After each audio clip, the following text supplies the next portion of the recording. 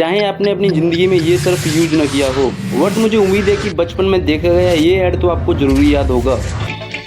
Nirma washing powder, Nirma washing powder, Nirma दूध सी सफेदी निर्मा से आए, रंगीन कपड़ा भी पिल जाए। दोस्तों ये वही निर्मा है जो आपके बचपन में डिटर्जेंट मार्केट का किंग हुआ करता था। लेकिन ऐसी क्या मिस्टेक हो गई जिससे कि इसका शेयर मार्केट प्राइस 60% से लेके 6% पे रह गया। लेकिन जरा रुकिए, अगर आपको लगता है कि निर्मा मार्केट से गायब हो गया तो यह आपकी गलतफहमी है, क्योंकि निर्मा पाउडर के कृष्ण भाई पटेल आज भी भारत के सबसे अमीर लोगों में एक हैं। लेकिन वो कैसे, सब कुछ जानेंगे आज की वीडियो में। और हाँ, निर्मा गर्ल की इंटरेस्टिंग स्टोरी को मिस मत करना। तो दोस्तों इस कहानी की शुरुआत होती है 1945 में, जब गुजरात के पाटल में कृष्ण भाई पटेल का जन्म हुआ था। इनके पिता खोड़ीदास पटेल एक गरीब किसान थे, लेकिन गरीबी और पैसों की तंगी के बावजूद उन्होंने कृष्ण भाई की पढ़ाई लिखाई से कोई भी समझौता नहीं किया और उन्हें केमिस्ट्री से बीएससी कराई। खोड़ीदास उस उम्मीद में था कि उनका बेटा एक पढ़ लिख के अच्छी नौकरी पर लग जाएगा और यही वह तरीका है जिससे उनका परिवार गरीबी से बाहर निकल सकता है। लेकिन कृष्ण भाई तो बिजनेसमैन बनने का सपना देख रहे थे, मगर माता पिता की इच्छा के चलते उन्होंने 21 साल की उम्र में बीएससी फाइनल करने के बाद एक लेबोरेटरी में लैब असिस्टेंट का काम शुरू कर दिया और फिर उसके बाद वह अहमदाबाद के लाल भाई ग्रुप के कॉटन मिल्स में काम करने लगे। फिर आता है 1969, जब गुजरात सरकार के department of mining and geology में उनकी केमिस्ट्री की सरकारी नौकरी लग गई और फिर इस नौकरी को चलते परिवार की फाइनेंशियल कंडीशन में थोड़ा बदलाव आना शुरू हो गया। लेकिन दोस्तों सन 1969 में ऐसा समय आया था जब पूरा देश फाइनेंशियली क्राइसिस होके गुजर रहा था और उस टाइम पे लोग 2 वक्त की रोटी के लिए भी स्ट्रगल कर रहे थे। गरीबी और तंगी के उस दौर में वॉशिंग पाउडर जैसी चीज एक लग्जरी आइटम समझी जाती थी, क्योंकि मैक्सिमम पॉपुलेशन इसे अफोर्ड नहीं कर पाती थी। ऐसे में कपड़े धोने के लिए साल्ट सोडा यानी कि राख का इस्तेमाल किया जाता था। इस चीज को जब कृष्ण भाई पटेल ने देखा तो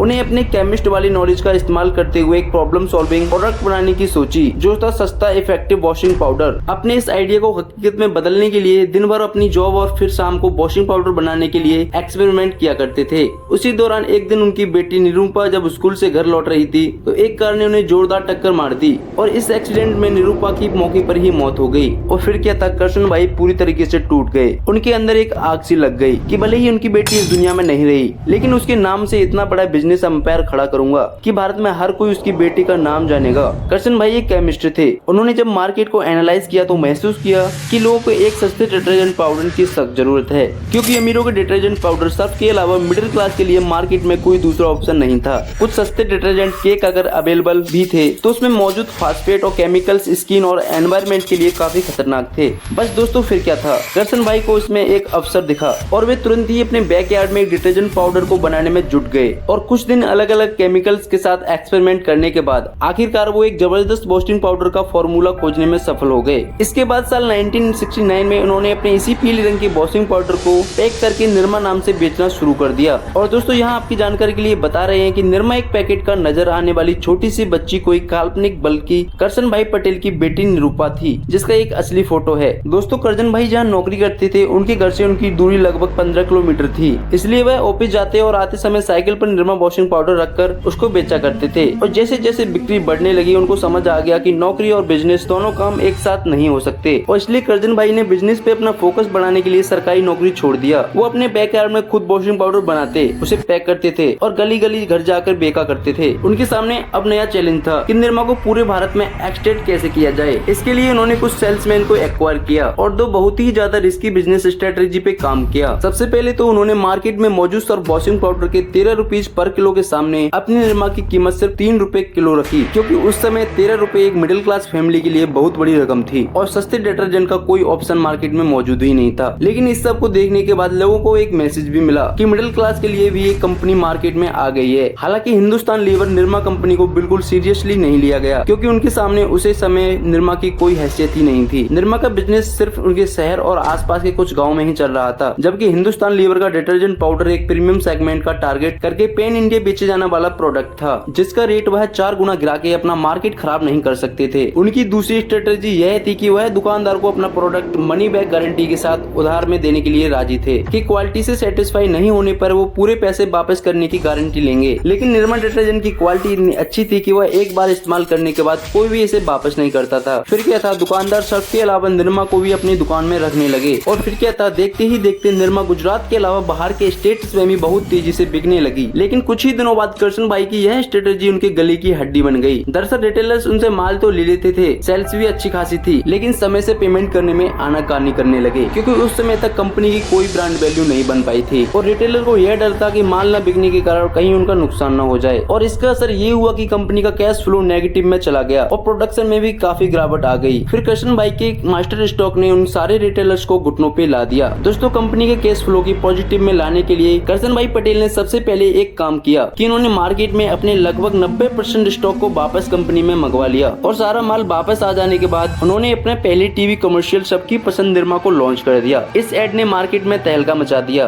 और लोगों पर इस कदर असर डाला कि इस इंडस्ट्री का पूरा गेम ही चेंज हो गया। लोग जब इस एड को देख के दुकानदार में निर्मा की डिमांड करते थे तो वह किसी भी दुकानदार पे नहीं मिलता था और लोग यह समझते थे कि निर्मा की इतनी डिमांड है कि मार्केट में आते ही बिक जाता है। और जब लोगों के बीच निर्मा का डिमांड हद से ज्यादा बढ़ गया तो शॉपकीपर करशन भाई से निर्मा की मांग करने लगे। जो रिटेलर पहले उधार लेने में भी नखरे करते थे, अब वो उसके लिए नकद ही नहीं बल्कि एडवांस पेमेंट करने के लिए भी राजी हो गए। करशन भाई की टीवी एड लगातार चलते रहे और कुछ दिन बाद निर्मा को मार्केट में फिर से उतार दिए। देखते ही देखते इसकी सेल आसमान छूने लगी और 60% मार्केट पे निर्मा का कब्जा हो गया। अगले 10 सालों तक निर्मा की मनी बोल रही थी और कोई दूसरा ब्रांड इसके आसपास भी नहीं पहुंच सका। इसके बाद कंपनी ने अपने पोर्टफोलियो को एक्स करते हुए कुछ दूसरी ब्यूटी प्रोडक्ट को भी लॉन्च किया, जिसमें निर्मा साबुन का भी नाम आता है, जिसमें टीवी एवं सौंदर्य साबुन निर्मा भी बहुत ही ज्यादा पॉपुलर हुआ था। इस तरह अपनी सस्ती कीमत, टीवी, कमर्शियल और प्रोडक्ट की अच्छी क्वालिटी होने की वजह से सिर्फ कुछ सालों में निर्मा भारत की सबसे कामयाब कंपनी में से एक बन गई। लेकिन कंपनी जहां 90s में 60% मार्केट शेयर की अकेली हिस्सेदारी रखती थी, इस समय इसका मार्केट सिकुड़कर 6% के आसपास पहुंच चुका है। तो आखिर आने वाले दिनों में इसने ऐसी कौन सी लापरवाही की जिससे एक कंपटीशन में पीछे रह गया? इसके अलग अलग कई रीजंस हो सकते हैं। लैक ऑफ इनोवेशन, कंपनी ने आने वाले दिनों में कोई भी नया काम नहीं किया, न ही इसके पैकेज पे ध्यान दिया, न ही कुछ नया दिखाने की कोशिश की। यहाँ तक कि पुराने टीवी एड्स को ही वह कई सालों तक लगातार चलते रहे, जिससे लोगों को कुछ नएपन का एहसास ही नहीं हुआ। वही हिंदुस्तान यूनिलीवर अपने कोई भी मार्केट को वापस आने के लिए नए नए इनोवेशन करती रही, पैकिंग को अट्रैक्टिव बनाया। साल 1988 में बिल को मार्केट में उतारकर निर्मा को भी मार दिया और इकोनॉमिक सिचुएशन 1991 में लिबरलाइजेशन के बाद हमारे देश में पर कैपिटा इनकम में इजाफा हुआ, जिससे उनकी परचेसिंग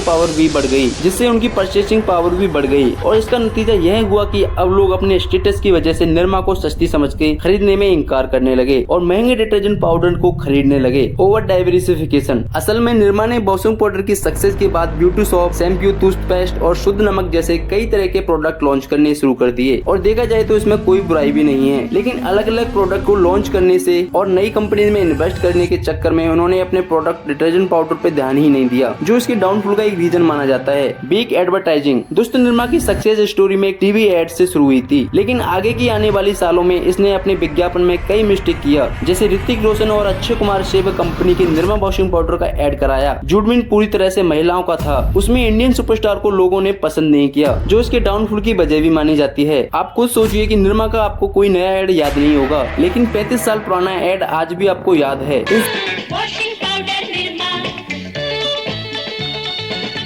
सभी के अलावा निर्मा के फेल होने का एक और रीजन था, मार्केट में चल रहा 2 कंपटीशन में मौजूद थे, आईटीसी, अजोल और गोदरेज जैसी बड़ी कंपनी, जिसको निर्मा आज की डेट में बीट नहीं कर रहा था। दोस्तों निर्मा भले ही अपने डिटर्जेंट पाउडर और पर्सनल केयर बिजनेस में अपना मार्केट शेयर खो चुकी है, लेकिन यह कहना कि निर्मा ग्रुप खत्म हो गया है बिल्कुल गलत है। करशन भाई और उनके दोनों बेटे राकेश और हिरण भाई पटेल ने मिलकर आज निर्मा ग्रुप को कई सेक्टर में एक लीडिंग पोजीशन पर लाके खड़ा कर दिया है। साल 2003 में गुजरात के अहमदाबाद में निर्मा यूनिवर्सिटी की शुरुआत हुई, जिससे आज 10,000 से भी ज्यादा स्टूडेंट पढ़ाई करते हैं। 2004 में स्टार्ट हुई निर्मा की फार्मेसी कंपनी, जिसका नाम है निर्लाइफ। निर्मा ने अपना नमक लॉन्च किया, जिसका नाम है निर्मा शुद्ध है, और 2014 में स्टार्ट हुआ था निर्मा का सीमेंट बिजनेस, जो आज इंडिया की 5th लार्जेस्ट सीमेंट मेकर है। दोस्तों आज निर्मा का विशाल बिजनेस अंपायर करशन भाई के दिन रात की उसे मेहनत का नतीजा है, जो उन्होंने अपने कंफर्ट जोन से बाहर निकलकर किया था। बेटी की मौत से वो टूट के बिखरे नहीं, बल्कि और मजबूती से आगे बढ़ के मार्केट की जरूरतों को समझा और निर्मा को एक ब्रांड बना दिया। तो दोस्तों आज की वीडियो बस यहीं तक है। Thank you so much for watching this video. अपना वैल्यूएबल टाइम देने के लिए बहुत बहुत धन्यवाद। अगर आपको वीडियो अच्छी लगी हो तो लाइक कीजिए, अगर अच्छी नहीं लगी तो डिसलाइक कीजिए। इस वीडियो को अपने दोस्तों के साथ शेयर कीजिए, चैनल को सब्सक्राइब कीजिए, बेल नोटिफिकेशन को ऑन कर लीजिए ऐसे ही नॉलेजेबल वीडियो देखने के लिए। Thank you so much.